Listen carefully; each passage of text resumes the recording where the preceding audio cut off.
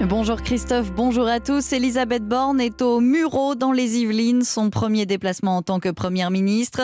Elisabeth Borne veut placer son mandat sous le signe de l'égalité des chances. Elle a donc choisi de rencontrer aujourd'hui des associations qui œuvrent en faveur de l'émancipation des femmes.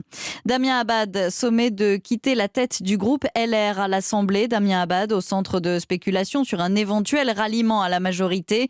Le président LR voulait qu'il sorte de l'ambiguïté. Damien Abad préférait lui attendre la composition du gouvernement. SMIC à 1 500 € net, retraite à 60 ans, blocage des prix. L'Union des gauches a dévoilé tout à l'heure son programme partagé de gouvernement pour les législatives. 650 mesures avec des nuances sur l'Europe ou le nucléaire. Ce programme sera appliqué en cas de victoire en juin.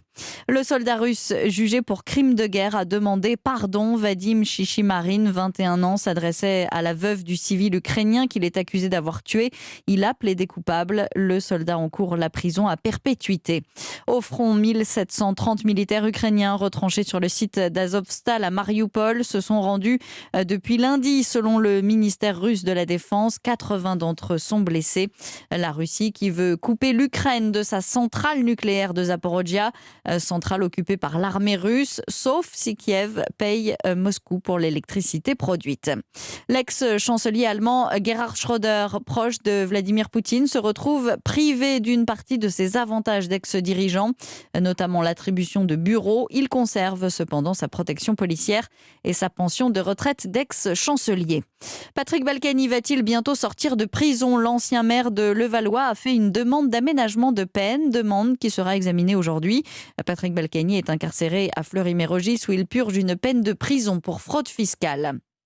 L'association Foodwatch France annonce avoir déposé 2 plaintes à Paris après des contaminations liées à la consommation de chocolat Kinder et de pizza surgelée Buitoni. Des plaintes pour mise en danger de la vie d'autrui et tromperie aggravée notamment. La France a enregistré un record printanier de chaleur avec 38 jours consécutifs de température au-dessus des normales de saison.